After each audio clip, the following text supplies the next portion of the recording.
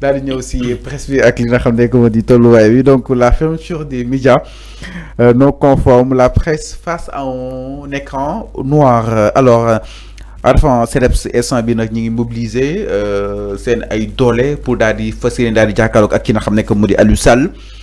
Alors Arfan mémorandum sur les 13 mois de Diomaye presse bi metti na loolu waaye itam dund na si loolu lu metti concrètement Arfan ñu ne ministre bi peut-être mën na woo pour ñu déposer li nga xam ne que moo di dossier yi waaye lu mu mënta def mooy tëj da nga ko war a bàyyi ak li nga xam ne que moo di Sénégal déjà le collège bu Sénégal mi ngi doon ay jafe-jafe parce que ba tey jii mënuñu ñoo installé ña nga xam ni itam peut-être ñoo fa war a toog cool aw bookax lii jëm si war na fa toog wala kon war a faa toog neutraliser na boobu de li nga xam ne que moo di mir naka na ko daal di jàngatee concrètement. li ma leen di ñaan yàlla ñu juboo ñoom. amiin waay. waaw yàlla ñoom ñu juboo ñoom les patrons de presse ak CDEPS ak correct ak xawma lan yàlla ñu juboo ñoom d'abord mais aussi li may ñaan ministre bi le ministre de l'information et de la communication li ma koy ñaan mooy mu yaatal affaire yi bu fekkee mën na ubbi waat mu ubbi nit ñi dem déposer. man loolu laa koy ñaan maintenant concernant ñoom CDEPS et les autres man maa ngi leen di xaar li ñuy wax tant que waxuñu du ma am commentaire mais ministre bi laay ñaan bu mënee ubbi mu ubbi parce que aussi am na ay nit yoo xamante ne à base de la presse. non c'est une obligation sax Arfan à base de la presse Arfan quand même nag mais Arfan il faut tamit nag ni ngay attaquer fii tamit ngay on dit pas donner kilifa obligation. Souvent vous faites des erreurs de langage. Mais alors dama ministère de tutelle Arfan quand même. Kilifa dañ koy ñaan. Kilifa dañ koy ñaan. Donner kilifa il a l'obligation. C'est pas l'obligation. Obligation bi mooy. Pas l'obligation bi may wax maanaam dans l'exercice de ses fonctions dafa war a tijji ay bureau ku bëgg a ñëw déposer Arfan parce que certes tëj ngeen plateforme bi mais Arfan peut-être mi am mais c'est ce que j'ai dit pour bëgg a teg télé loolu laay wax ni dama ne déposer ay kayitam pour teg télé loo xam ne ça n'a rien à voir ak télévision yi nekk fii nii ak dama ne parce que télé à tout moment mën na ko tijji Fallou kilifa da nga koy ñaan ne ko yaatalal affaire yi gis nga nit booy ñaan dara da ngay muus nekkul xët-xët bi ngay jël nii. Non, pas xët-xët. Voilà dama lay jàppale rek de ses fonctions. Mais même dans l'exercice de ses fonctions da nga koy ñaan kilifa da ngay naxante ak moom ba am li nga bëgg. Même dans la vie courante. kon ñu ñaan kon dañuy ne nit boo bëggee dara da ngay naxante ak kooku koo xamante ci moom ngay dem da ngay naxante ak moom ba jot ci li nga bëgg. kon ñu ñaan kon mais loolu la ñuy def. kon léegi ñu ñaan ministre bi. mais nit da ngay mais même CDEPS ngeen supplier wu ministre bi rek. c'est pas supplier. ñu sukkal ministre bi nga wax nit da nga koy respecter d'abord. man ce que je vois en. non respecté nañ ko baax le ministre de la communication. dama ne moom respecté nañ ko. kilifa pas la personne d'Aliou Sall mais ministère bi mu dirigé. mais c'est ce que j'ai dit Fallou ñun la ñuy wax. xam nga aussi Fallou on s'écoute quand même. On doit s'écouter. non on parle de ce ministère bi nga xam ne. oui c'est ce que j'ai dit c'est ce que j'ai dit on doit oui on s'écoute. Je crois que nous tous nous parlons le même langage. ok man li may wax ak li ngay wax c'est la même chose mais dama la bëgg ne. nit boo bëggee dara da ngay naxante ba jot ci. yaa ngi dégg même bu fekkee kooku sa kilifa la même bu fekkee ñoom ñoo ko mag ñoom Mamadou Ibra Kane ñoo mag Aliou Sall mais Aliou Sall tey moo leen ilif. suñu kilifa la moom. voilà suñu kilifa la. mais il faut pas le minimiser. non minimiser wuñu ko. man maa joxe exemple. il faut pas le minimiser. il faut lui donner le maximum de respect en lui disant voilà ñun dañoo bëgg ñu waxtaan. donte yow yaa am dëgg. loi bi moo wax le code de la presse moo wax léegi kaay ñu waxtaanee ko parce que c'est nous d'entre nous ñun Sénégal. moo am dëgg.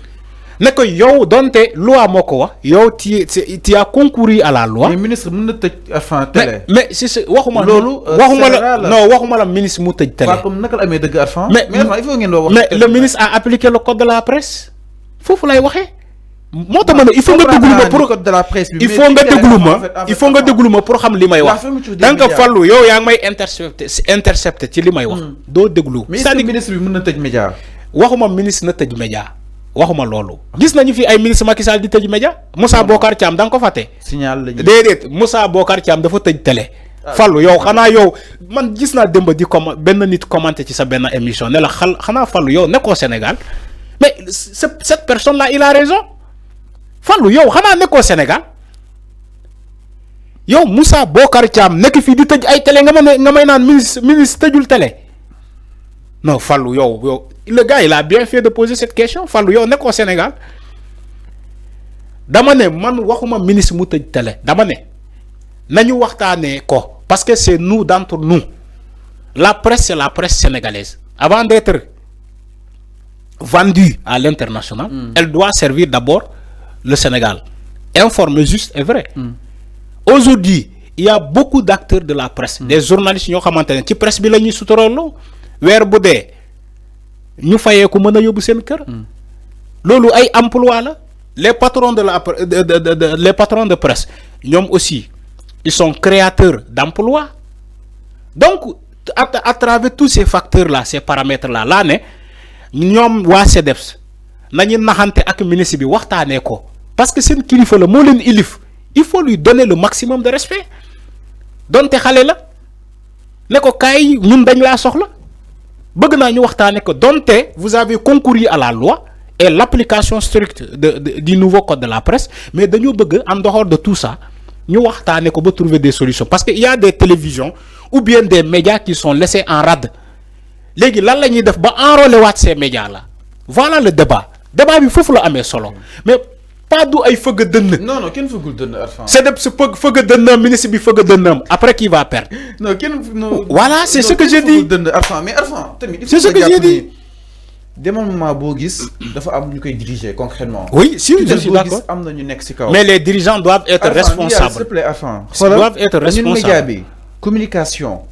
c'est-à-dire dañuy mëst di respecter ki nga xam ne que moo di Amadou Sall Aliou Sall autant pour moi le fait que mu jël décision bu nu mel tamit nag Arfan indi ay texam indi ay ku si def lii deen la woolu si kanam yoon ak wàllu yoon wala kon ay sanctions dina tegu est-ce que jàppoon ni ministre bi moo ñëkk a dem de loin que li nga xam ne que moo di CDEPS parce que en fait mën na sax tëj mais li mu si àndalaale sanctions yi si war a mën a fekk ñun journalistes yi nga xam ne itam peut-être amaana ne ñoo émettre te conformé wuñu ak li nga xam ne que moo di loi bi. Fallou li loi bi tënk. même ministre bi bu demee très loin sa kilifa la.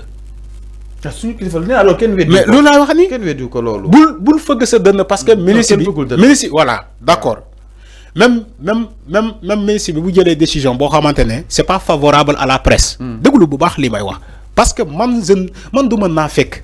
man loolu moo ma sonal damay wax dëgg même donte maa ngi loru mais damay wax dëgg dama ne même ministre bi bu jëlee décision boo xamante ne ça va à l'encontre de la presse il faut que ñu xam ni que d'abord suñu kilifa la ñaareel bi ñu won ko ba mu mat sëkk ni que yooyu yaay suñu kilifa mais dañoo bëgg a waxtaan ak yow.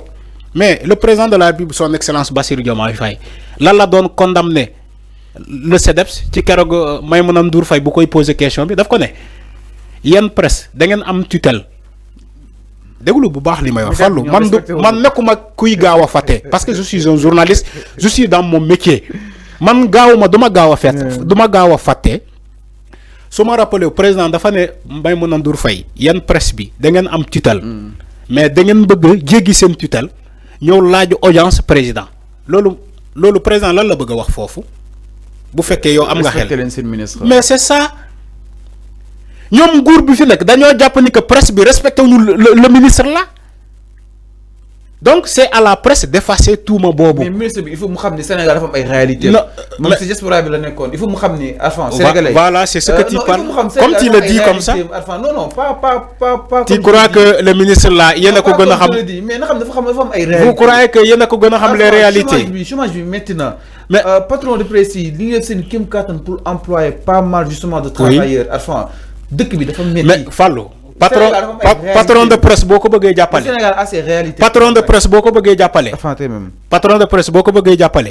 da nga ko ne jëlal say këyit nga dem conformer wu à la loi parce que ñeneen ñi ko def yow gëmuñu la.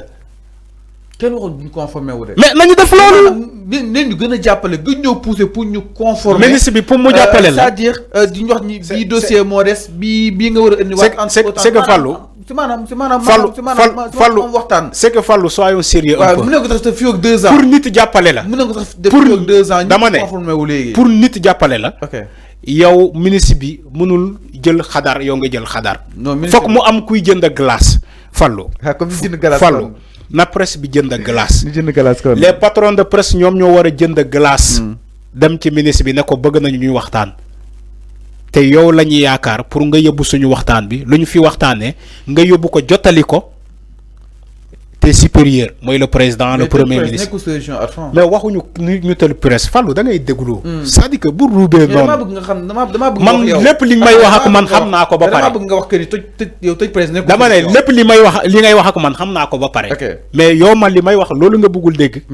dama ne ñoom ñoo war a waxtaan naxante ak ministre bi ba jot ci lu ñu bëgg mooy en respectant le ministre bañ a jéggi ministre bi dem directement ci président. Lolu état bëggul lolu yaay fateliku l'histoire de Barthélémy Diaz et la mairie de Dakar et le président il a laissé le ministre des collectivités territoriales pour demander une audience à la présidence gars yi ne ko déedéet da ngay dal d'abord ci sa tutelle bala nga ñëw fi. C'est ce que les patrons de presse ont voulu faire avec le ministre de la communication et l'état les a recadrés ne leen déedéet yenn presse bi les patrons de l'information yenn presse bi da ngeen am tutelle dem leen dal ci seen tutelle d'abord boo leen waxtaanee ñun dañuy arbitrer mais c'est ce que le président de la République a dit à la presse voilà la vérité moo tax ñoom CDEPS bu ñu fëgg seen dënn nañu dem waxtaan ak patron bi mooy le ministre bu ñu paree ak ministre bi il est compréhensible il est jeune il va les écouter ne ko bëgg nañu nga yaatal ñu affaire yi nga def tout pour ubbiwaat comme ça presse yi yoo xamante dañu leen laisser en rade ñu mën leen enrôler.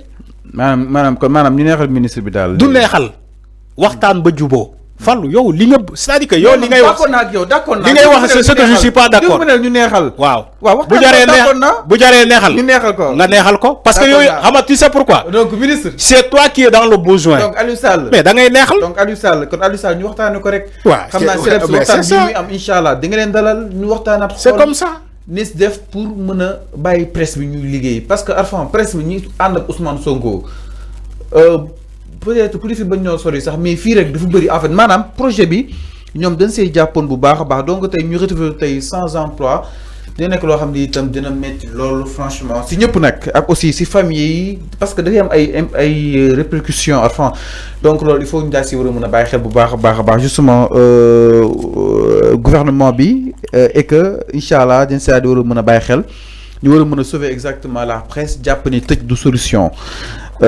mu ne def lépp ba mu des tëj parce que déjà investissement bi dafa colossal waaye itam ak ñi nga xam ni itam ñoo nekk si ginnaaw presse yooyu. Arfan daal di koy jeexalee à la dernière minute wala kon daal di koy jeexalee par rapport ak li nga xam ne